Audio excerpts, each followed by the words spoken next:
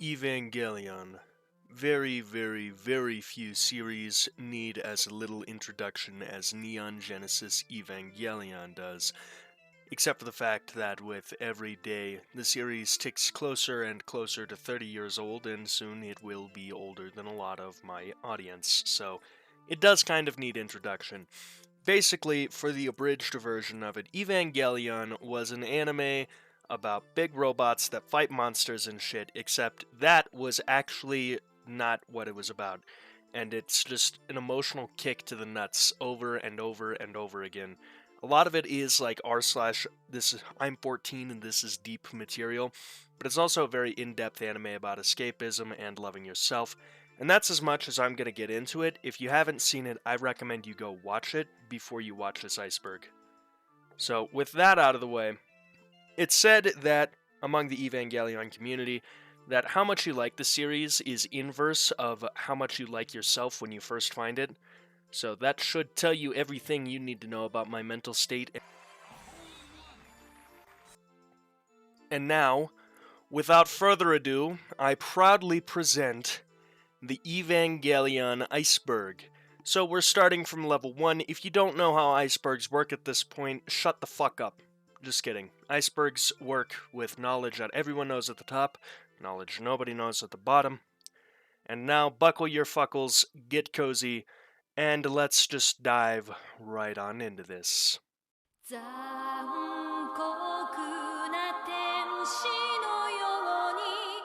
What do you mean the what the fuck am I doing? I'm using the intro song. It's one of the most popular anime intro songs of all time. Like, you could show someone in fucking Sri Lanka who has never seen anime that song and they know it. Well, yeah, I know it's copyrighted. Do you think I give a shit? Okay, yeah, Toei doesn't fuck around. But in this time, we've spent arguing about whether or not the intro song should be in there. We've lost like 50% of our viewers, okay? I'll cut it. Let's just get to the chase. First up on this iceberg, we've got episodes 25 and 26 were like that because of lack of funding. Yep, that's right, Hideaki Anno, he blew all of the money on prostitutes, cocaine, and big booty American bitches. No, so this actually isn't true from what I've read. There's a lot of conflicting things around it, just like with a lot of the behind the scenes of Evangelion.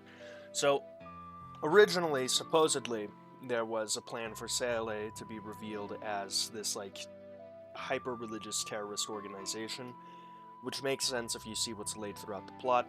And then there was basically Japanese 9/11, which happened because of a hyper-religious terrorist organization putting nerve gas on trains. So obviously they couldn't run with that anymore. That's one account. The other account is that they blew all of the budget on the first half of the season, and they just didn't have enough money to make episode 25 and 26 a big flashy finale, so they did what they did with the weird half-drownness. And then the last one, the last well-known theory, is that Hideaki Anno, the series director, went full Kojima syndrome. Like, he just fucking sniffed himself so hard that it became all he smelt. And that is why they were like that. Now, the original ending to the series, I feel it was very metaphysical in a weird sense. It was a trip to watch, that's for sure. But also, I feel like the ending was just cheap. It was cheap, because Shinji, after all of this struggle with mental shit, is like, wow, all this depression, you know what? I love myself now. I'm sorry, fam.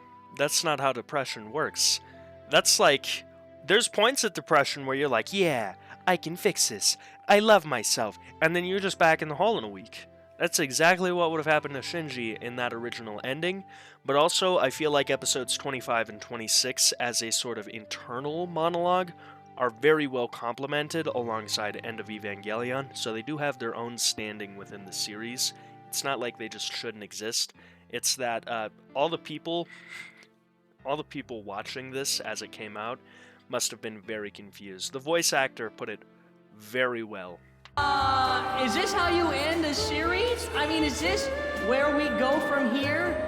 Okay, the movie better sure as hell make up for this. Humanity is the 18th angel. Now, I had to struggle to not have a stroke reading the Evangelion official fandom wiki, But yes, humanity is the 18th angel in Evangelion lore. Not a single human as, like, an entity, not an angel. That's just a fucking monkey. But you get all of them together, that qualifies as an angel. And they also toss around the word Lilin, which is reference to Lilith, the angel that humanity came from in Evangelion lore, which is also very interesting because Lilith is the original wife of Adam. Yep, that's right. In Hebrew lore, Adam had a divorce because God's cool like that. We all know it. So Lilith was created from the same earth at the same time as Adam, and then because Abrahamic religion hates women, they're like, yeah, she was actually a fucking sinning bitch, and God sent her to hell. And then Eve was created from Adam's rib for whatever purpose. So that's how it translates all the way back to Christian lore, because Evangelion is just a bad reading of Christian lore mixed in with some other things. But humanity is the 18th angel because it descends from an angel in and of itself, and if you combine them all, they become considerable as an angel, which is why the Human Instrumentality Project functions the way it does, because if you unify humanity as a colony, it gains the power of an angel. So unlike the other angels that get the seed of energy, the seed of life, fruit of life, there we go. The fruit of life, which is, limitless energy and power, literal godhood, basically. Lilith's children got stuck with emotions. They got the fruit of knowledge. And what does that do? That's a great question. I'm about to click on the link in the wiki. Now, the fruit of knowledge is man's ability to use his knowledge. That's it. Yeah, the fruit of knowledge may also be the Lilin's brain, which makes sense because, humanity feels in a way that angels can't comprehend, and it's a big part of it's a big plot point later on in the series. But yeah, this is a weird rabbit hole to fall into just off of reading one entry. So yes, humanity is the 18th angel because they are descended from Lilith, which is also why Lilin is thrown around as a term, which relates back to Abrahamic lore because Lilith was the original wife of Adam, which is also why Adam, when he gets yeet-skeeted to Earth, then Lilith gets yeet-skeeted to Earth, and that causes some problems. Fucking hell, this is gonna be one hell of an iceberg. Manga and Rebuild are different continuities. Okay, so contrary to how it is with most anime, the Evangelion manga did not come first. The series came first because Hideaki Anno was a fucking innovative madman. And then the manga series came to supplement the TV series, and then Hideaki Anno, looking upon his creation, simply decided, I haven't had enough. And he went on and made the Rebuild series. And what is a Rebuild series? Well, it's a further explanation and also reanalysis of Evangelion as a whole. And this entry would be very long if I got into it. But the Rebuild series are basically a kind of reboot slash continuation because of the cyclical nature of Evangelion until the end of the Rebuild series, of course. Shinji is forever doomed in literally every timeline and every universe in the multiverse to repeat the same cycle as long as there's angels and Evangelions just big chimp pimping around. Which means that once Shinji goes through the first cycle in the series, the rebuilds are Shinji continuing that in a different universe because he's accidentally handed the powers of a fucking god, and his decision is, I think I'd like to be happy. And he tries that again and again. And spoiler alert, just like real people, he fails. Tying this back in, though, the manga is meant to supplement the TV series and is thus a separate continuity from the rebuilds, which are the movies, and the manga is kind of its own thing. I mean, it's not exactly all that different from the TV series. It builds on it a bit. You can see some scenes in the manga that you can't see in the TV show.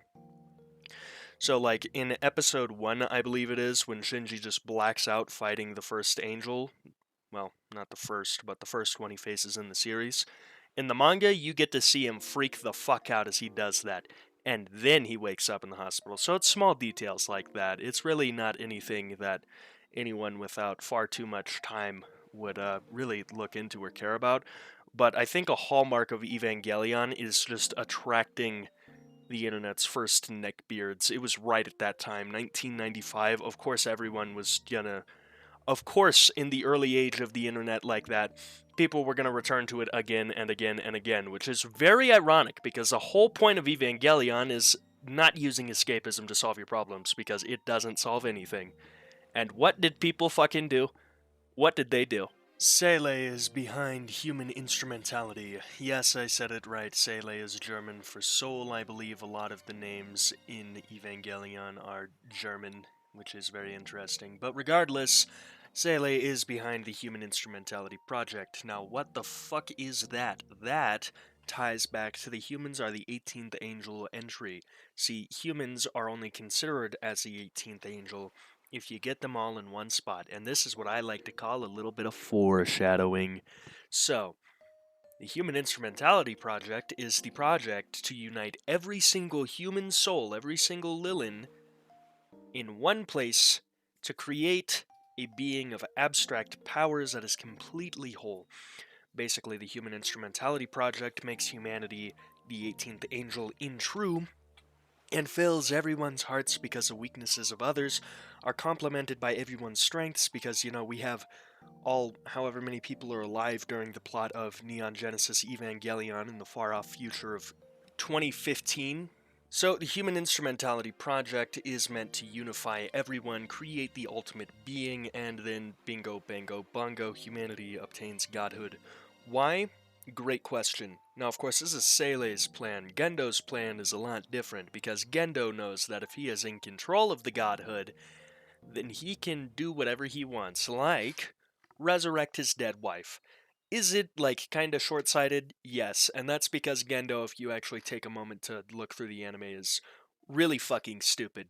But that's for a different entry on the iceberg. Angels spawned from Adam. Basically, the progenitor race in Evangelion, when they did all the progenitor race shit, gave Lilith the seed of knowledge, Adam the fruit of life, and with that, the fruit of life is an infinite energy source, because, you know, screw emotions, immortality, and the powers of God, that's lit. And Adam spawned the angels, who also have Adam's fruit of life, and Lilith spawned the Lilin, aka sentient monkeys, who have brains.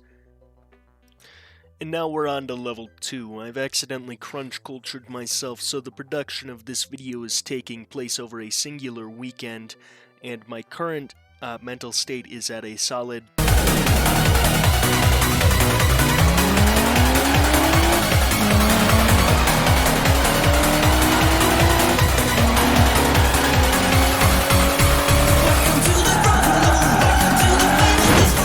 So yeah, this video is just gonna be me slowly spiraling into insanity over the course of a night. Humans spawned from Lilith. Again, I mentioned this back in the Humans Are the 18th Angel entry, and the Seele is behind Human Instrumentality entry.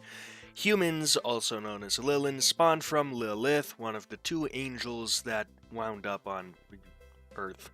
Kaji is a triple agent. Yep, from the Evangelion fandom website, Kaji appears to be a triple agent working as a special inspector for NERV while secretly investigating the organization for the Japanese Ministry of the Interior, and at times seemingly acting as a cat's paw for both Gendo Ikari and Seele. So this is already wacky. And then he's just got his personal motivations, because Kaji is just based and does whatever the fuck he wants, which I honestly really respect. Kaji's a pretty easygoing dude, and again, it's one of those instances where Evangelion draws you in with a mildly interesting topic and then just beats the shit out of you emotionally. But I'm sure that there's another Kaji entry on the iceberg. If not, I do plan on making other Evangelion content, just like thousands, hundreds of thousands, fuck millions of creators online.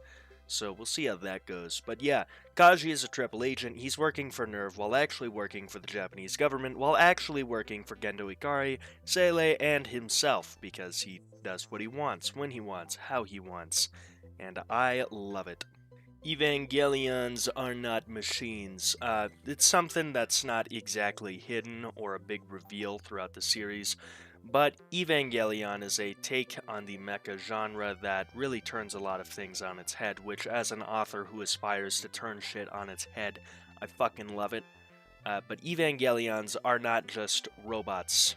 They're also, like, terrifying fucking demons just in a suit of armor. What the fuck are Evangelions? It's not ever really specified throughout the series. If you want to dig through it and speculate on it, you can, but what you need to know is that they're not robots. They're something freaky deaky and downright wrong. But hey, I mean, they're big and they fight this stuff and they make the things go boom, and what the fuck are we making anime for if not for that? Evangelions were based on Adam's DNA. Yes, that's right. So, diving further into the madness, into the lore of Evangelion, and reading a few pages of the wiki, a little bit more than I needed to read, honestly. So, basically, Second Impact, it does stuff, it does things, and that's because Adam is on Earth, but Lilith is sent to Earth. Big no-no, not supposed to happen. So the progenitor race, who conveniently deus ex machina'd everything into existence because they're fucking gods and can do that shit, and it's not a plot hole, also included Spears of Longinus. What are those?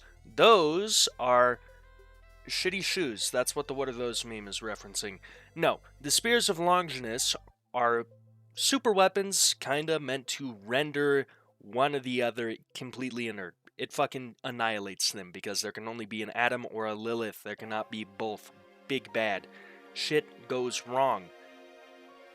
And coincidentally, Adam is kinda subdued, and then humanity a few thousand years later is like, "Oh, what's this?" And then accidentally lets Adam out, and then they have to kill him again, and then they recover the corpse that is actually a fetus, and also Adam's soul. Really weird. And then Sele is like, this is cool. What if we resurrect this thing? And thus is born Project E, which later devolves into, hey, we have Adam's genetic material. What if we do something with it? And what was that something? That was Evangelions. Do you have to dig around a little in the lore to find it? Yes you do. But it is there. And that's why Evangelions are not machines. Those things are... fucking look at those things. Dead Sea Scrolls. In reality, the Dead Sea Scrolls are some very interesting and very obscure texts found in some caves in 1947. Back on topic. The Dead Sea Scrolls in Evangelion, well, they're kind of an instruction manual. You see the progenitor race who created the seeds of life and then yeeted that shit across the universe. They, of course, kind of foresaw the arising of a Lilith-based race, which is sentient and does stuff and things that it probably should not do, and thus included texts like, hey, if you have 2 seeds of life on your planet, don't do this. Do this instead. And what did humanity do? Well, they looked at these Dead Sea Scrolls and they thought, wow, this is great information. So we're going to do the opposite of what they told us. And that causes a Second Impact. Great job, humanity. Winning as always. Second Impact killed half of all life, including most animals.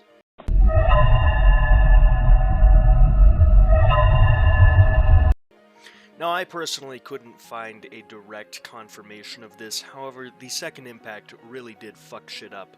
So, the Second Impact kicks off in Australia, right? Adam goes kablooey, and that's a big problem. Explosions and shit. 2 billion people in the southern hemisphere decimated. Bad time to be in Australia. God has elicited his wrath upon the Australians one final time. But hey, at least all the spiders and shit are gone, That's gotta be a plus. Now, anyways, Second Impact fucks up the southern hemisphere. Southern hemisphere is gone. Fucks up the climate so much that fall and spring and winter are also mostly gone. So severe climate change obliterates the oceans, which again is severe climate change, really fucks shit up. Without life in the oceans, there's big problems, especially in the global weather. Life causes warm water and cold water to move around, and the different bouncing about of microorganisms is a very big deal.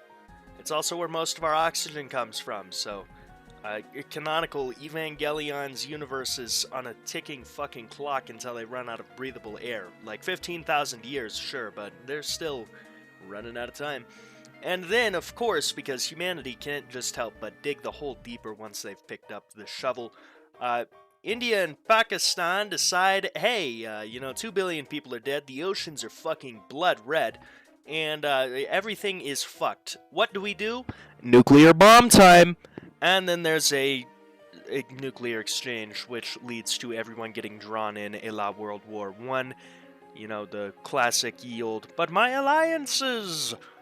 And then Japan gets nuked. There's probably some dropped on America. Russia is not mentioned, so I'm just going to presume that Russia is gone. The CIA just took the first chance they could, really.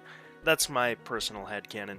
So the second impact indirectly caused a lot of fucking damage. Also, the increasing of sea levels, but you know what that means? This means, canonically speaking, in Evangelion, Florida does not exist, which is my dream. God, I cannot wait for Florida to sink into the fucking ocean. It's where it belongs, submerged. Evangelions have the soul of their pilot's dead mother. Okay, so this is a very interesting tidbit of lore. So at least 2 of the Evangelions have a human soul kinda slurped up in there. So UA, while she's, testing Unit 01, she just fucking dissolves. She's gone. She just... Right, so UA is gone. And later, Shinji hops in, and he is able to connect with the Evangelion in a way that keeps dragging him back to a source of trauma over and over and over again. And that is because UA's soul is still in there. Is she still UA? I mean, yeah, in a sense, but she's not quite human. Not quite entirely there. She's more just a corporeal, motherly blanket. Same deal with Asuka. Asuka's mom was also involved in the Evangelion Project, Project E. She gets up into Unit 2, does not come out quite right. As a matter of fact, it loses everything motherly about her, starts talking to a doll like it's Asuka, which causes a huge amount of trauma.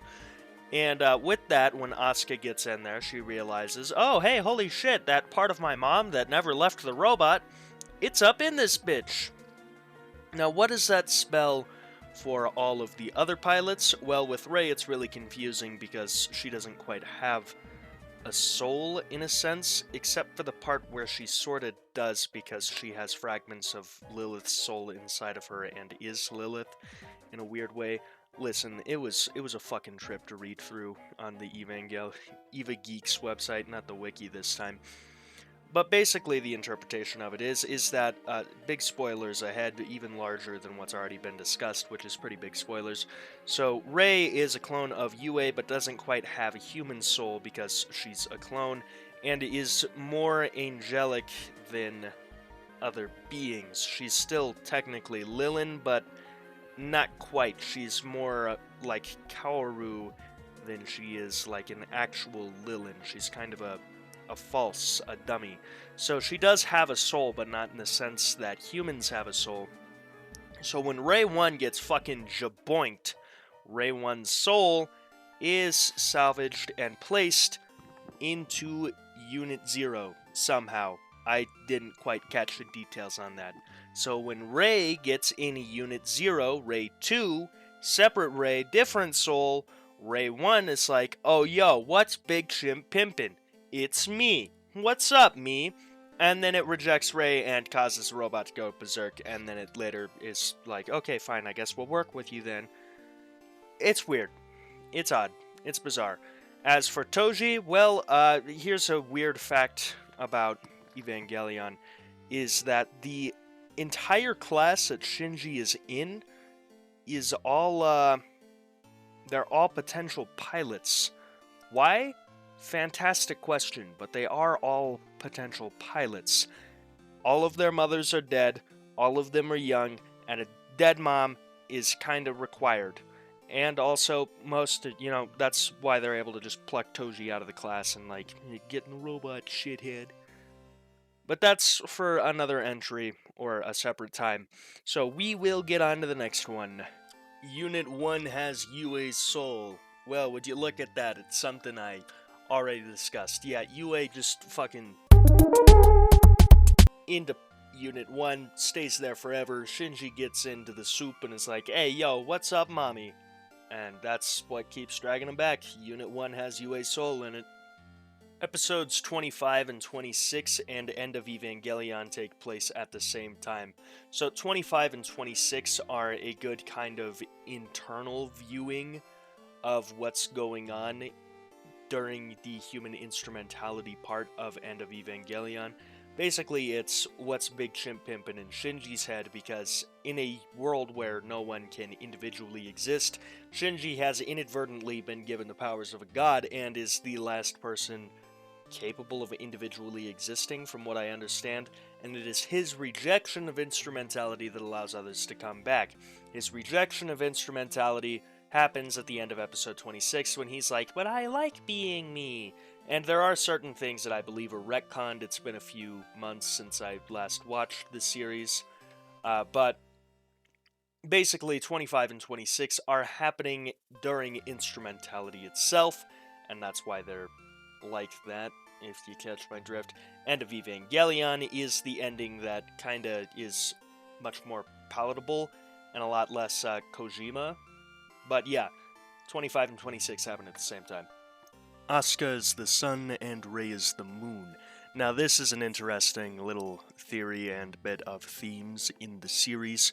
Basically, Rei is frequently seen with shots of the moon. As a matter of fact, the moon is almost never seen in Evangelion without Rei being there, whereas Asuka is frequently seen in scenes with the sun. Now the sun is shown without Asuka more than a few times, but it's still there. Now, what is this telling us? Oh boy, get ready for me to reach harder than the English teacher trying to tell you the curtains were blue meant the author was depressed. So, in Hebrew lore, in Abrahamic religion lore, where Lilith is Adam's first wife and then Adam gets the divorce, yes, in that, Lilith is also represented by the moon. So, tying Rei to the moon ties Rei to Lilith, because Lilith is tied to the moon in the classical literature. Now with that, what is this saying about Asuka? Well, Asuka is basically the absolute opposite, in a sense, of Rei. Whereas Rei is quiet and calm and confident, Asuka is the opposite. She is very loud, angry, insecure. So having Asuka be the opposite of that, and thus paralleling her in scenes with the sun, expresses the oppositeness. Great job, Hideaki Anno, really. Now, are they, literally the sun and the moon? No, but it's definitely themes that you can observe and see there, and it's just meant to drive in artistically how the characters are opposites to each other. The Magi system has Naoko's brain inside. Now, the Magi supercomputers are a series of 3 supercomputers that contain Dr. Naoko's brain, in the sense that it contains the 3 aspects of her. Naoko as a scientist, Naoko as a woman, and Naoko as a mother. Unfortunately, while the computers are very, very intelligent and do things fantastically, Dr. Naoko was not a good person. So, the Magi system makes some questionable decisions that are definitely from Naoko. It sucks to be her daughter, Ritsuko, at the end of the series, but we'll get into that. Asuka at the end of Evangelion has limbs from Misato and Rei. This is an interesting theory, but I personally think it is just that, a theory. So basically, when Asuka comes out of the soup, she's got all the bandages. Hideaki Anno's got a weird thing for the eye patches. And of course, Asuka's arm is all bandaged up. Similar injuries to what Misato and Rei have had, right? Well, I mean, yeah, technically, I guess, but the more accepted interpretation of this is that Asuka is, bandaged up from the super dangerous, super lethal fight she just had with all of the mass-produced Evas, in which she technically died. Really, the only reason Asuka was able to, come back was because her soul was still around long enough to get slurped up into the goop when the third impact happens. And then when Shinji, given the powers of a god, is like, yeah, I'm not really digging this, people are able to come back, and because Asuka is, also in the soup, she is able to return to living. However, her body's a little bit fucky-wucky. It's a little damaged, a little hurt, so that's why she's all bandaged up. Not that she has limbs from everyone else. Unit 01 was made from Lilith. That's right, Units 00 and 02, as well as 04, I believe. I can't remember the exact number. Are based off of Adam. However, Unit 01 is based off of Lilith, and it is created from Lilith. What is the significance of this? Well, it makes Unit 1 very, very dangerous, and you know how I've been offhandedly mentioning the fact that Shinji is given the powers of a god at the end of the series? This is how. You see, Lilith having Lilith's fruit of knowledge, and then Unit 1 being Lilith and having Lilith's fruit of knowledge, in a sense, it consumes an S2 engine, which is Adam's fruit of life. There's a big problem with that, because fruit of knowledge and the fruit of life are the Adam and the Lilith that you need to kick off third impact. So basically, from the gate, as soon as Unit 1 eats the S2 engine, it's God. It can do whatever the fuck it wants. UA's soul inside prevents the Evangelion from acting on its own, in a sense, and is also consciously preventing that. However, when Shinji is inside of Unit 1 with both the S2 engine and the Fruit of Knowledge, Shinji, controlling the Evangelion, gains the powers that the Evangelion has as the powers of God, which is why at the end of the series he's like, I don't really like instrumentality anymore, and undoes it. So yeah, Unit 1 was made from Lilith, which ties into Shinji's godhood. Good lord, I'm glad that kid did not realize he had the powers of a god. Do you imagine Shinji realizing he could do whatever the hell he wanted and no one could stop him? Beyond that fucking Joker grind set. And with that, we're on to level 4.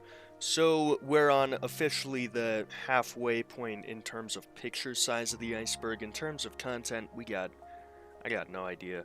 But we're on to level 4, so buckle your fuckles, get cozy. If you're still here this far, thank you so much for that. Let's prepare to lose some more sanity as I dive even further into the Evangelion wiki. Is this how neckbeards feel? Do I know how to speak? Do I? Anyway, level 4. Atoms. Alright, so what are atoms, plural? In the rebuild of Evangelion, the rebuild, reboot / repeat thing, atoms are 4 entities present at the second impact. What are they? Great question. Fantastic question. I don't really know. I just know that they're there. And then later, they are, the 4 of them, captured and modified into Evangelions, or a big boat, a warship. Now, they can be used to access a gate of Guff and go into the negative space, which is a thing. It's definitely a thing. Atoms are basically just 4 giant pillars of lights and entities that were present and then later modified into Evangelions after the whole Civil War thing with Shinji and causing the near third impact. It's weird. Alright, so atoms, they're just kind of there. Neon Genesis Evangelion timeline repeats itself. This is one of those other things that I've offhandedly mentioned, like Shinji's godhood. The Neon Genesis Evangelion timeline repeats itself because Shinji, being the one given power at the end of human instrumentality every time, refuses human instrumentality and restarts the timeline in an attempt to find and feel happiness. Where does this lead him?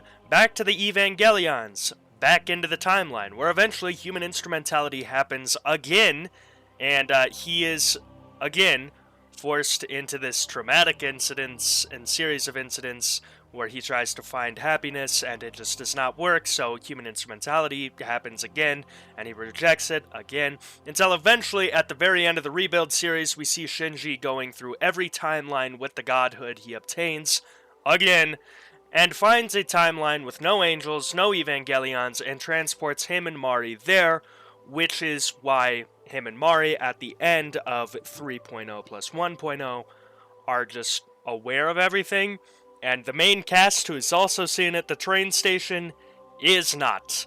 It's because the Neon Genesis Evangelion timeline repeats itself until there are no angels, no Evangelions, none of that shit. Shinji and Asuka had sex in episode 15. You know, sometimes when I'm making these videos, I stumble upon an entry that just, as I'm reading up on it, it makes me realize that I'm pursuing YouTube as a living. You know, I've got friends who full ride scholarships, becoming doctors, music teachers, all kinds of cool shit. Me, I'm talking about 2 anime teenagers having sex. So let's get into it. Now, it's seen in Evangelion before where events happen off screen and we're kind of told to infer the context. And then in episode 15, it seems like something like that could have happened. We see in Shinji's mind trip down memory lane this. Isn't that an interesting pose to have? Now, it is possible that this just happened as everyone was one person during instrumentality, or it's actually a memory, and what we saw happening in episode 15 continues. In episode 9, Asuka is like, "This is the Wall of Jericho! Don't break it!" Except the Wall of Jericho historically keeps getting fucking broken, so she's telling Shinji, come on. Shinji, of course, not having studied history, he doesn't really know. And the man's honestly is on a different mindset. Does not want sex right now. Probably not mentally ready for it. So in episode 15, after everything happens and drunk KO'd Misato comes home, who's to say they didn't continue it, right? Now, there's a few things like that kind of throw off this theory. Some people feel that it ruins the themes of Evangelion, but I feel like it adds to it more. Why? Because Shinji and Asuka, despite having a mutual attraction, both struggle a lot with intimacy towards each other. Shinji, the classic, hates himself so much that he can't really imagine that anyone wants him, or that anyone could be with him. Asuka is too busy covering up all of her own insecurities with raging arrogance to ever even, admit that she needs somebody, right? However, sex is not directly driven from intimacy. People who hate each other have sex all the time. Look at boomers who are married. And there's also the fact that, sex is basically just masturbation, but two-player, so you don't need love, you don't need intimacy, and the "he won't even hold me" line gets a little bit more depth if it's not during the kiss, but it's during sex. As we see in this... God, I can't believe I'm fucking talking about this unironically. As we see in this image, Shinji's just kind of, limply laying there. He's just chilling, right? He's not being very engaged, which is a big no-no when you're having sex. Listen, having sex with someone who is unengaged is one of the most fucking awkward things you can ever do. Trust me. Just trust me on that one, okay? That's another Penn certified fact. Unengaged sex is the fucking worst. I'd rather jerk off alone. So with that, it makes sense for Asuka to be hurt over Shinji being unengaged as you're, riding that man. Rather than, he was unengaged when we kissed. Right? And in episode 16, when Shinji's acting like the man, and he's a big tough guy, a kiss, yeah, it'll blow up your ego a little bit. It won't blow up your ego that much, but you know what will blow up your ego that much? Getting laid, baby. Getting your dick wet will make your head 50 times bigger, which is why we see that happening. Of course, this, I think, ties in very nicely with the themes of depression, inability to express emotions, and a whole slew of other mental things in Evangelion. What you want to interpret it as, you can interpret it as. What I've seen with Evangelion is that there is no correct or incorrect interpretation. Hideaki Anno is all for people coming up with their own solutions and their own images of Evangelion, which is very cool for a creator to do, and it makes the speculation around this that much more fun. Asuka is pregnant at the end of Evangelion and has morning sickness. Kimochi Warui. How the fuck do you say that? Warui. Okay, yep, I had that right. So, basically, at the end of Evangelion, when they're on the beach, Shinji at first is like, I'm gonna fucking kill you. and then he does not have the balls because Asuka, still in that moment of like anger and loathing, reaches out and puts a hand on the poor guy's face, and then he stops and starts crying. It's really sad to watch, honestly. But after that, she says kimochi warui in Japanese, or just disgusting in English. And there's a lot of debate around what that line is. This is after the Prankum John moment, and she is aware of the yogurt, so I'd be pretty disgusted by that too. However, they've both just been in each other's heads because of, you know, instrumentality. However, Hideaki Anno, in all of his confusing brilliance when it comes to this, just offhandedly mentioned to some people, yeah, it's like morning sickness, which sparked a whole what the fuck moment. Now, if you subscribe to the theory that Shinji and Asuka fucked in episode 15, they ain't have no rubbers. And I doubt they knew what rubbers was, so that garden hose was spraying right into some fertile dirt. And that could cause some things. Now, however, there's the fact that Asuka died and then only got her body back because of, loopholes with how soon she had died. So I doubt her body could still be pregnant after, dissolving and then emerging from the soup. So I doubt that she is pregnant, but there is a theory that has solid reasoning, if you subscribe to the they fucked in episode 15 theory, that it could make sense. Unit 00 has Naoko Akagi's soul. Now, as we know, the Evangelions do tend to have a woman's soul just kind of slurped up into there because people have a bad habit of disappearing in the soup unless they're a child born after the second impact. But there's an issue. Who went into Unit 00? That's right, no one. So we don't really know who's big chillin' in the Evangelion. Now, of course, as we see with Asuka and Instrumentality and a few other instances, souls can still kind of be yoinked if the body is fresh. And in a very bad day for Gendo, or maybe not, he doesn't really seem to care, Naoko Akagi, the woman he is fucking, and Rei 1, the clone that he has, both die. Naoko strangles Rei 1 after Rei 1's like, yeah, Gendo doesn't give a shit about you, he's just fucking you, so you do the science stuff. And then she's like, what the fuck did you say to me, you little shit? And kills her. Of course, in her grief, she then kills herself. Now, this means that there are just one soul, one questionable, maybe soul, floating around Nerve HQ while Unit 00 is being tested. Now, of course, I don't think Unit 00 has Naoko's soul in it, just because Dr. Akagi Sr. really did not like Rei after she hit her with those facts, and I doubt she would like Gendo at all. So, I don't think that Naoko would, take to having Rei inside of her newfound body.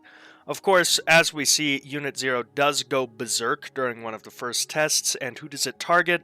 It targets Gendo. So it is possible that it just really... that Unit 00 with Naoko, and it comes for Gendo and does in fact accept Rei. Another possibility is that Unit 00 has Rei 1's weird piece of a soul in it. That's also possible, and it's backed up by the fact that inside of Unit 0, we see a younger Rei. Now, of course, in Unit 1, Shinji sees his mom. In Unit 2, Asuka sees her mom. But who does Rei see in Unit 1? Well, when she does see someone, it's just her. So I personally subscribe to the theory that Unit 0 has Rei 1 inside of it rather than Naoko Akagi. First ancestral race. Now, this is one that can't even be dug up in the series or the movies. As a matter of fact, the first ancestral race comes from the Neon Genesis Evangelion proposal and interviews from Hideaki Anno himself. So basically, within the mythos, a long time ago in a galaxy not so far away, because it's actually just a Milky Way, we have a race of basically super beings arise. And then, of course, because nothing is untouchable, their planet is threatened after, a few thousand years of sentience, maybe more. I don't really know the time frame. But basically what happens, they realize, oh shit, everything is about to explode. We can't be here no more, baby. And just like my biological father, they decide it's time to leave. So they instrumentalitize themselves, commit their own instrumentality against themselves, unify their souls into several moons, white and black.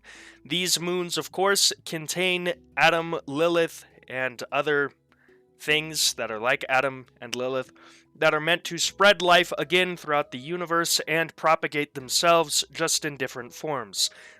The first ancestral race also created the Spears of Longinus, and of course the Dead Sea Scrolls, which is the instruction guides on, hey guys, don't do this in the future.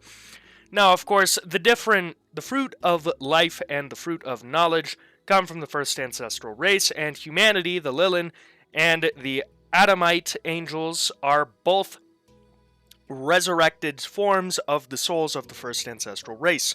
You can consider them gods within the series because they orchestrated everything and somehow managed to really fuck up and get two on the same planet, which is a big no-no. There is either a black moon or a white moon. You don't have both. And what did they do? Whoopsie whoopsies, we've got two on planet Earth. That ended really well for them, didn't it? Yui caused Evangelion. Alright, this is the entry that it broke me. Not in the sense that, like, I lost to it or anything, because I never lose, baby. I'm always winning. No, in the sense that I had to take notes, something that I have never had to do for an Iceberg video before. I don't take notes. I normally just do this shit off the cuff. Memorize everything I need to memorize, and then I go and do it. I cannot do that with this, so here we are. So, Yui caused Evangelion. To tie this back, I have to talk about Seele's intentions. So Seele wishes to reunite humanity with instrumentality, seeing the state of being one and thus whole in godhood as a sort of paradise lost. To start everything and set the scene for the instrumentality of humanity, they cause a second impact, which in turn leads to the setting of Evangelion and the apocalypse, with the angels coming to fuck your shit up because your day in general needs to be bad. How does this tie to Yui? Yui is confirmed to be the child of a high member of Seele, so of course she is in the position to know about the plan of instrumentality. She develops her own agenda with this, though, and wants a last remnant, a final pillar of humanity. This comes in the form of Unit 1. An Evangelion can exist forever and house a human soul. And a conversation with Fuyutsuki confirms this, where she's like, yeah, it'd be lonely, but I could live forever. And then, well, the next day she just straight dips into Unit 1 and does not come back. Mother of the Millennium Awards headed her way. Now, no parts of her plan involves Gendo being a shit father and straight yeet skeeting out of Shinji's life, which is also why when Gendo tries to get godhood during instrumentality and fails, Unit 1 fucking kills him, unless you subscribe to the theory that Yui instead grants his wish and takes his soul into Unit 1, or some combination of both. And then, of course, because it's gotta be more confusing, there's the rebuilds, in which it almost seems as if Yui and Gendo plan on instrumentality and want to use it as a way to house their own perfect little family within Unit 1, because if they were to have a son, it would be named Shinji, and if they were to have a daughter, it would be named Rei. And, of course, they also mention it. I'm about to sneeze right now, but it's really weird. Yui is kind of a shitty mom, shitty person. Most people in Evangelion are. But, this one is particularly villainous. You know, Gendo, he's a piece of shit, but he's just trying to get his wife back. You know, Shinji, he's just a confused little shit. Misato, confused little shit. Everyone's just a confused little shit. Except for Yui, who for whatever reason is like, alright, I'ma head out. Third impact is the Rapture. The Rapture is an incident in which the pure and the holy are just pulled to heaven, and everyone else is left to rot. So, while there isn't, direct Rapture ties within Evangelion, people suddenly being yoinked into what is considered Paradise Lost, and entering a state of oneness and being complete at the cost of no longer being human, sure does seem heavenly if you don't look at it too deeply. So, of course, you can make the connection that the third impact is the rapture and thus the downfall of humanity, gone forever from this earth. Mass-produced Evangelions have no souls. So this theory stems from the question of, well, how the fuck do the mass-produced Evangelions run if no one is piloting them? Now, there is a few theories. One is that the exact number of NERV workplace incidents ending in death in 2015, the far, far off year that Evangelion happens, is 9. How many mass-produced Evangelions are there? 9. Another theory is that we see after Unit 0 self-destructs and turns most of Tokyo 3 into a fucking lake, none of Shinji's classmates are around anymore. The class is basically empty. So what happens if, the class full of potential pilots suddenly vanishes, and then suddenly 9 giant mecha demons that require souls to have AT fields and run, because an AT field needs a soul to activate. What if that's what happened to his class? That's another viable one. And the last viable one, that is not very viable, is that they have no souls and rather run off of a dummy plug. However, a dummy plug being only an imprint, a kind of false copy of a soul, I don't think it can have its own AT field. See, in Ray's instance, I finally got the explanation for it. Ray simply acts as the housing for the soul of Lilith, which still allows her to have an AT field. However, mass-produced Evas, whether they have a dummy plug based off of rank or Kaoru, they don't house the soul itself, which means they have to have a soul somewhere in there in order to have and activate an AT field. Or maybe not, I don't know. Everything that I've read so far, soul is kind of required for AT field, so whether or not NERV yoinked it from just a few people who had workplace accidents or just murdered a bunch of fucking kids, somehow they managed to get that. And with that, we are more than halfway through the video, because we're all the way down to level 5. Here's where it starts to get funky, fresh, and fun. Oh yeah, baby, this is the good shit, for sure. So, thank you so much for still being here. Big thanks to me for editing this video. Yeah, that's right, I edited one for once. And without further ado, I'm gonna go ahead and get into it. First impact killed the dinosaurs. This is the theory that the first impact killed the dinosaurs. What is the first impact? The first impact is the arrival of Lilith in the Black Moon on Earth. See, this is a big problem, a major fucky wucky. The White Moon with Adam was already on Earth, and the ancient race was like, hey, woo, woo, woo. You are not allowed to have 2 moons on one planet. So the angels were meant to propagate and spread throughout the Earth. The problem is that when Lilith shows up on the Earth, she manages to lose her Spear of Longinus. What does this do? This means that Adam's Spear of Longinus, being the only one left on the planet, activates and puts Adam into stasis, so he can't do jack diddly shit. And thus Lilith and her progeny spread across the planet. Even though this is not supposed to happen, Earth is supposed to be populated by Adam and Adam's progeny. So, the first impact is the arrival of the Black Moon on Earth, which it's not supposed to be there, and it's a big problem. What's very interesting is that, while the first impact could have killed the dinosaurs, sure, it's a theory, definitely, there's also the theory that the first impact was actually the creation of the moon. See, back when Earth was a wee little bitch baby, it was a lot bigger. And then a Mars-sized planet known as Theia collided with it. And this planet, while kind of fusing to our molten lava core shit, also created the moon. Earth had rings for a while, those rings coalesced, and wham bam, thank you ma'am, we got a moon! And that moon on our hands did all kinds of shit.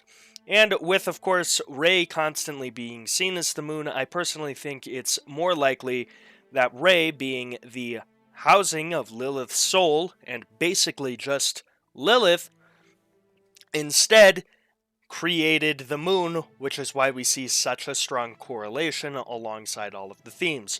However, ultimately, you can interpret it however you want. Those fucking dinosaurs died somehow, the little pieces of shit they were. dumbass lizards. End of Evangelion was a middle finger to fans. This is the subjectively wrong fan speculation that speculates that End of Evangelion was not created for any purpose other than as a big fuck you to everyone who watched Evangelion and was a little bit confused by the surreal conceptual end of the TV shows. The problem with this is that one, Hideaki Anno always had End of Evangelion planned, or at least parts of it, because that man is on some weird grind set shit. Dude is over here like, and just comes up with some stuff on the fly. However, he definitely did have a general idea of what he wanted.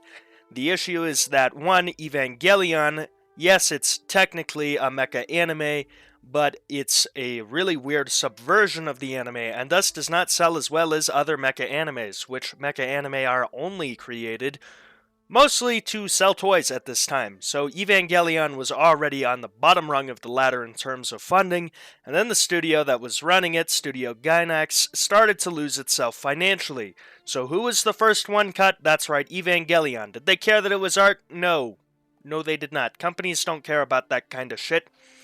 And thus, Hideaki Anno and the team were forced to make do with what they had for the last 2 episodes. They then managed to secure funding for the 2 movies, which would re-summarize the series, while adding a little bit more, but not enough for me to really get into that too much, or anyone in the community, really. And then End of Evangelion as a sort of side story. Episodes 25 and 26 of the anime are not just undone by End of Evangelion, they are what is happening during the End of Evangelion. End of Evangelion is the outside world during human instrumentality, whereas Evangelion's last 2 episodes are the inside world during instrumentality itself. The two work together, not apart, and while some things are retconned in the movie, yes, when you watch it all, it fits together pretty well. LCL is primordial soup. So what the fuck is LCL? Great question. Deus Ex Machina liquid that does what you need it to. Genius play on the part of Hideaki Anno once again. So LCL basically functions as the link between the Evangelion as a machine and the pilot as an entity that allows the pilot to control the LCL, or control the Evangelion, and feel what the Evangelion feels. So the LCL acts as that link, provides the brain, in a sense, with what it needs, and keeps everything A-okay. And then Shinji dissolves in it, because you can do that. You can just simply decide, yep, I don't want a body anymore, see you chumps later, and then do that in LCL. Now, LCL is described by Misato as primordial soup, and it is also described as similar in chemical composition to the very young seas of the Earth from which life spawned from. LCL has also been described as period blood, because that's another theme in Evangelion, which is pretty interesting. That's pretty cool, honestly. So, what is LCL? Lilith's period blood, or young ocean water, or maybe both, depending on how you want to look at it. Kaji was killed by a nerve insider, so there's a lot of questions about, oh, you know, who fucking capped our boy, who shot our favorite man, and the answer is, we don't fucking know. Basically, the theory at first was that Misato was the one who had done it. Misato was asked and questioned and even held about her relationship with Kaji after he betrays, you know, Nerve and Sele, because he's doing that triple agent shit. Of course, Misato is eventually freed and handed a gun, and then asked where he is, because a solution has been found. Then we get Kaji getting fucking shot, and then Misato goes home uncharacteristically depressed and listens to Kaji's last message again and again, sad. Now, however, it kind of makes sense, seeing as why would she feel guilty, how would she know he's dead, all that kind of stuff. And then we asked Hideaki Anno himself, and in an interview, he was like, "What the fuck? What the fuck is this? That is not funny. That is not, there's nothing..." Now, of course, the fact that, Hideaki Anno himself was like, hey, whoa, no, that is not what happened, led to even more speculation. It was clearly someone that Kaji knew, however, it is not anyone that we knew. It was also confirmed that it wasn't Ritsuko, and instead it was simply said that it was one of his own insiders that stabbed him in the back, which is why he says, "A little late, aren't ya?" And then he gets fucking shot. This is, of course, after he has betrayed Seele twice by first delivering the fetus of Adam to Gendo so he can, do his shit and obtain godhood, which ultimately fails. And then, after he frees Fuyutsuki from Seilei's reach because, I don't know why he did that, honestly. He's just doing whatever the fuck he wants, but good for him, really. Until it gets him killed. Then it's not good for him. Gendo told Ritsuko, "I needed you." Now, in End of Evangelion, in the final showdown of sense between Ritsuko and Gendo, Ritsuko tries to, stop everything. She fails. Why? Because she relied on her mother. Naoko Akagi, as we have established earlier in the Iceberg, is not a good person. So, her supercomputer brain runs the calculations, and the calculations are, she chooses Dick over her daughter. Mothers of the Year. Mothers of the Millenniums. My god, does this series have the best mothers to have ever graced the small screens. Jesus fucking Christ. So, Ritsuko's mom, in form of computer, decides, yep, nope, I'm siding with my easy source of dick, even though I don't even have a body to get fucked anymore. This leaves Ritsuko up Shit's Creek with no paddle, not even a fucking boat. Basically just a bucket. So Ritsuko is as good as dead. She was as good as dead to begin with. And Gendo's like, oh, well, that's sad. I'm definitely a super smart genius mastermind and not an idiot who has gotten incredibly lucky up until this point. So now I'm going to have my dramatic, edgy moment. And then he says some shit that is muted. It is widely accepted, and even in the manga translated, that what he said is truly, "I needed you." Ritsuko responds with, "Liar," and then she gets shot. Now, do note, Gendo and Ritsuko are kinda...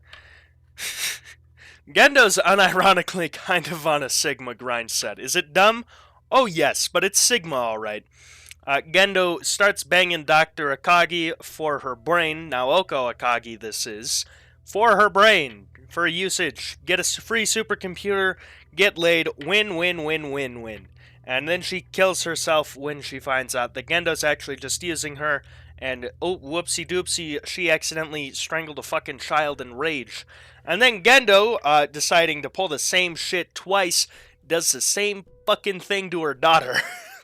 It's like, oh no, Naoko Akagi, you're gone. Well, it sure would be a shame if somebody started fucking your daughter, wouldn't it? And that's what he starts doing. Of course, Ritsuko realizes, oh, wait a minute, we've seen this thing before, and she is just being used. But she realizes it far, far too late. And then Gendo, as he's about to get back to his wife, speaks to the person he was fucking and taking advantage of in a kind of condescending sense, and says, "I needed you." But the truth of the matter is that Gendo did not need her the way he envisioned his plans. He needed the supercomputer and he needed a crew, that's for sure, but he did not need Ritsuko in the sense she wanted to be needed, and thus she responds, "Liar," before getting popped. Misato is an ephebiophile. What is that? That is someone who is attracted to people, people going through puberty. Repeatedly throughout the series, she does kind of get a little funky wonky when it comes to talking with Shinji, and she's just like, hey Shinji, I'm a grown woman, I can do this, Suggs. And then Shinji's like, oh, but I'm 15. And of course, Shinji also sees her as a motherly figure, so while he is definitely willing to bang Asuka and wants to, hence, potentially doing it in episode 15, and the infamous yogurt. Ooh, the Prankum John moment. Shinji does that shit. He does not reciprocate with Misato because that's his surrogate mommy. God, I'm paid to talk about this. You know that? I get paid to talk about this. That's so weird to me. I'm still wrapping my brain around it. Thank you, but also, goddamn. Anyway, so the theory is that Misato is actually just kind of pedophile, because ephebiophile is a kind of pedophile. There is distinction, but I'm not going to explain it, because if I explained it, I'd sound like, you guessed it, a pedophile. Hopefully YouTube does not come for my balls for me saying that word too many times. YouTube, I'm begging. Please. I'm begging you, YouTube. Don't do it. Just put the gun down. We can talk. Now, I think this theory is subjectively false. Mostly because Misato is, she has very low self-esteem. She is going to fuck anyone who will fuck her. That's why she even says it, anyone will do. It is, of course, a recurring theme. Misato has sex because it's an easy way to feel wanted that does not require any kind of actual work or intimacy. Two people can just fuck for the sake of fucking. It happens all the time. It's very common. We've always done it. The issue is that this kind of cheap sex does not give you the intimacy you crave. It just makes you feel physically wanted for a short moment, and then you go back to realizing how alone you actually are, and wondering whether or not the relationship that you're in that's giving you this sex that's okay, I guess, is actually around because you like the person, or because you were so lonely that anyone would do. This ties back, not only being a personal jab at recent incidents in my life, thankfully I'm out of that shit now, it ties back to Misato, because, again, she is someone with such a low self-esteem that anyone will do. She fucks Kaji, she would fuck Shinji, she would probably fuck other people too, but that is because she needs to justify herself, her existence, and needs to feel wanted the way that everyone does, and does not have a healthy way to express this, or have a healthy grip on these feelings themselves. Of course, the characters in the show can often be looked at as reflections of mostly Shinji and Asuka, with Misato being a negative kind of Asuka, and Gendo being a negative kind of Shinji, which is how you can look at them together. It's a lot to dive into. Second impact is Y2K. The second impact conveniently happens in year 2000, Y2K. A lot of people thought that an apocalypse was going to happen in the year 2000, something to do with computers. It really seems like a really stupid one, looking back at it in hindsight. I don't understand the stories I hear about people freaking the fuck out because, oh my god, new millennium! How are the computers gonna handle it? With math, you dumbass. Anyway, the second impact conveniently happens in our the fun month, September 9, but it doesn't happen 11, which is a bummer. That would have been great if it did. Happens 9/13/2000. Year 2000, shit goes wrong, society subjectively faces an end, manages to bounce back, but is still turbo fucked for all time. Y2K, some point, most likely at New Year's 2000, computers are supposed to go fucky wucky, society is turbo fucked but manages to bounce back, just never quite the same. You can see the parallels. The cool thing though is that Evangelion having, 90s that are basically the same to the real world's 90s. Canonically speaking, you can find and buy an R32 GTR Nissan Skyline in the Evangelion universe the same way you can in this universe. The only difference is because so many people are dead, the GTR Skyline R32 edition specifically probably does not cost $50,000 in the modern day. God. And now we're on to level 7. This is a race between who wins, my exhaustion and increasing inability to speak, or my Sigma grind set and the will to record this video. Spoiler alert, it's number 2. It's number 2. I've only got a few left to go. Easy money, easy peasy, lightweight baby. Thank you for making it this far into the video. I know I've said that at every single fucking middle point break entry between levels here, but I really do appreciate it, and, it's crazy to me that I've made it this far on YouTube. I knew I could do it if I just worked hard enough, but I really am proud and I really am grateful. Now, let's get back into the mindfuckery that is Evangelion. AT fields are real, or AT fields are an actual term. No. Wrong. Incorrect. False. So there's this idea bounced around in the Evangelion fandom that AT field is actually kind of used as an actual term to describe autism patients and their division from the real world in a really weird kind of anti-autism sentiment. that I'm not rocking with too much, because that is a little bit shitty to say. The AT fields are real thing is not true. There's no mention of it outside of Evangelion Spaces. I can't find anything. Now, could you say that AT fields are real in the sense that all humans are divided in this, whether or not you believe we have a soul? What is us is definitely separated, and thus there can never be perfect communication. Yeah, I mean, I guess you could argue that, but is that really the AT field we see in Evangelion? Sure, it depends on your interpretation, but for the most part, the common interpretation of what this entry means is subjectively false, and I can say that with confidence. Evangelion is religious propaganda. Another one of those false things. Evangelion is a bad reading of multiple religions' lores blended into one, slapped on with a lot of depression, existential dread, and a whole lot of other things about overcoming mental issues in a society that is not very pro-acknowledging mental issues. Evangelion does not serve very well as a piece of religious propaganda at all. If someone was like, yeah, Jesus Christ was a real thing, and here's this series that talks about it, and they showed me Evangelion, I would either A, think it's fucking nutty and that there's no way that is real, or B, think that Jesus Christ was metal as hell and that I really ought to be terrified.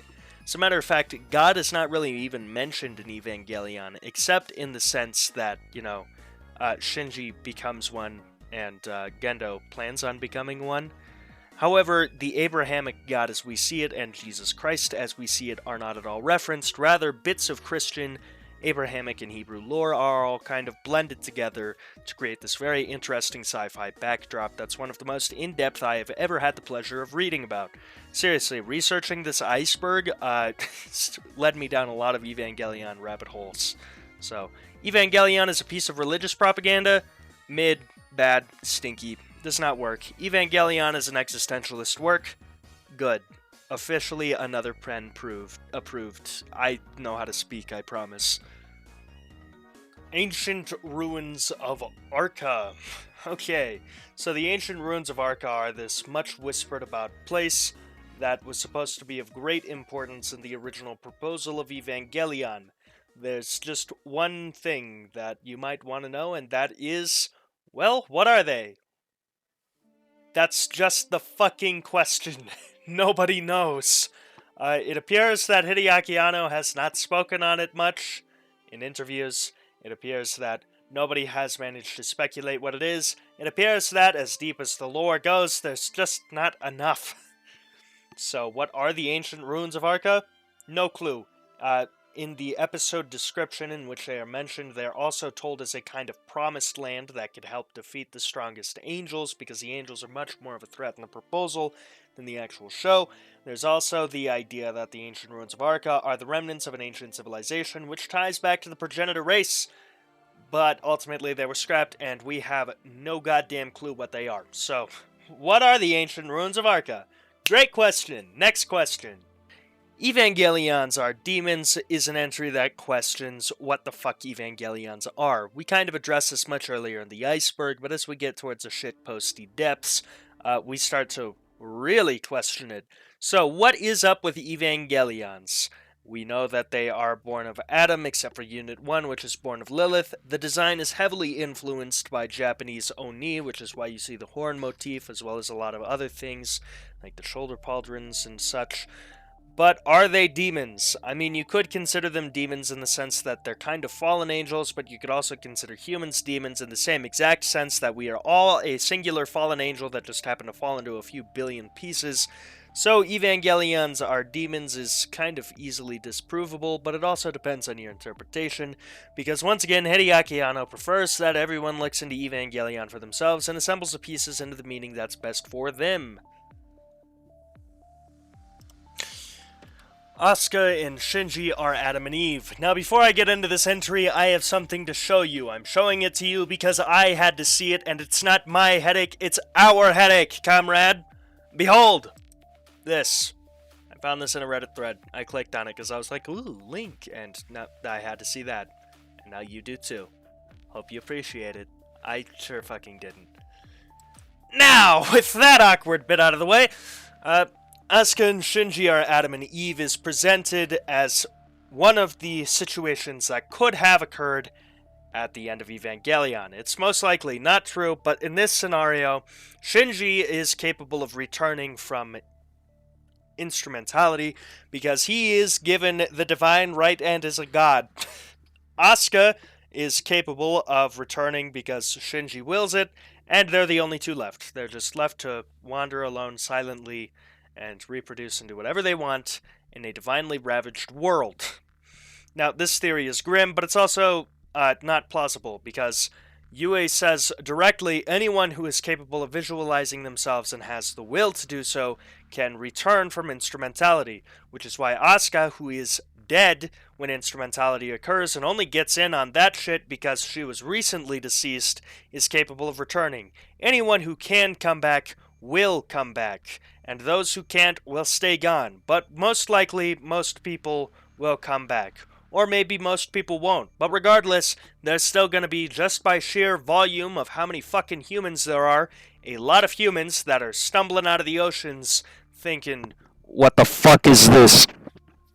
Episodes 27 and 28. Yep, that's right. In episodes 27 and 28, Lightning McQueen comes back from the dead, fucks Shinji's dead mom, resurrects her.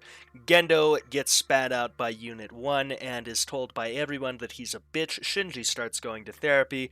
And then episode 28 is the flash forward 10 years after the end of everything, with Shinji and Asuka happily married. There's still Rei's corpse just kind of floating around out there because she was Lilith for a little while. Gendo has died of Viagra overdose. Misato is now in prison for fucking multiple 15-year-old boys. And the series has come to a happy conclusion, something we would never think to see from Hideaki Anno. Yeah, no, I'm bullshitting you. This was all bullshit. Complete and utter bullshit. 27 and 28 were not a thing at all. It was stated by the OP of this iceberg that it was just a shitpost. Anno planned the first waifu wars. Oh boy. You know, Hideaki Anno has to be very intrigued by how his anti-escapism anime was received. How was it received? A shit ton of people immediately clinging to it for escapism, including a lot of otaku and very lonely men around the world. Unifying under the banners of which 15-year-old they'd like to fuck. Your two choices: has the personality of wet bread, is probably, 1, completely unaware of what sex is, and 2, definitely wouldn't have it with you. And your other choice is raging, narcissistic egoist who is so insecure that she has to inflate everything about herself to make herself seem better, and also has some serious issues. She would most likely cheat on you. Just calling that shot here. I've played around with people with similar mentalities. That's how it ends. So, the waifu wars always seemed as kind of dumb to me, because do you want insecure, will fuck you up mentally, will leave you for someone else? A story that I've had to happen to me far too many times, because I like going for women who will fuck up my life. And then we have wet bread.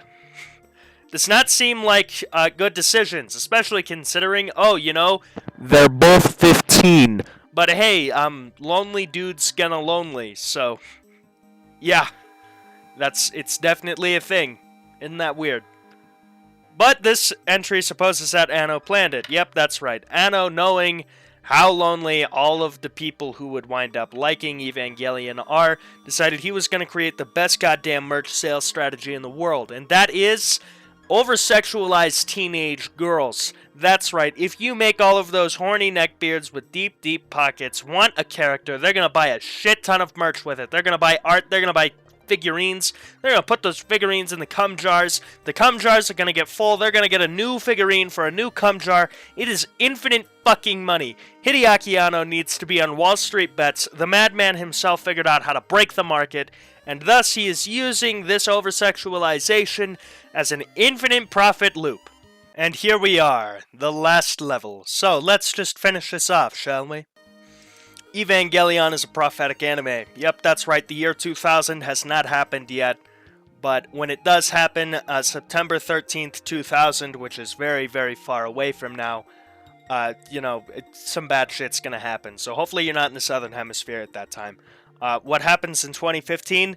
some even worse shit. So hopefully we put that random kid through therapy, because that would have prevented all of this.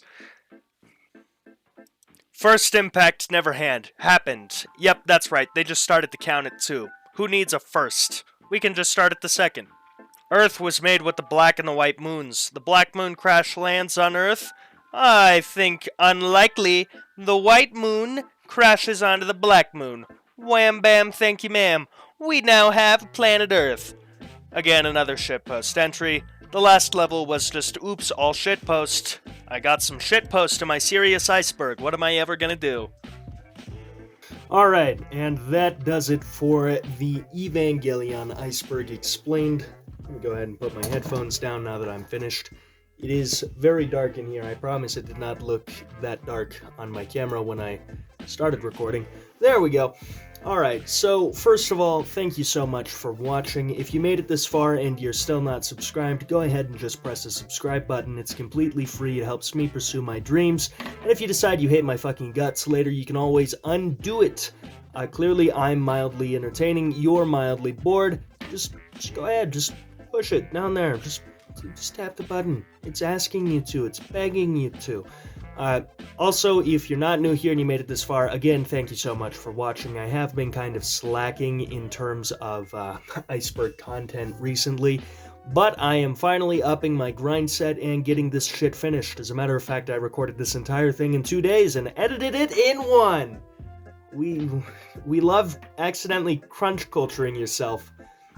Oopsie doopsies. Can't believe I did that. I can totally believe I did that. It's in character, really. Now, of course, before we go, I'm gonna go ahead and nuke the amount of light in my room by... Okay. I need to get dark mode on Google Chrome. Thank you so much to my 3 patrons. It is with your guys' help that my bills are paid and that I get to do cool things like pay for gas and eat. I'm sorry, I keep getting sidetracked by my mouth. Seeing this thing move is unnatural. It's uncanny. I hate it. Stop it. Anyway, my 3 patrons, David Height, That's Insane Henry, and AJ, thank you all so much for your contributions to the channel. Thank you all so much for your support. And in general, everyone who is still watching, thank you so much for your support. If you really love me and you have the spare cash and you want to, you can always go and subscribe to the Patreon to assist me in my dream of becoming a professional full-time YouTuber and getting paid the big boy bucks. And by the big boy bucks, I mean enough to, like, own a house, maybe? Just by talking about shit. I mean, you listen to me talk about shit for this long, and this is probably going to be an hour and a half to a 2-hour-long video, depending on how everything goes while I'm assembling it. But that is enough of me rattling on. I can see the little timer of me talking. It's over 2 minutes and 30 seconds, which is appalling. So, once again, if you watched all of this, thank you so much. Until next time, have a great time, and memento mori.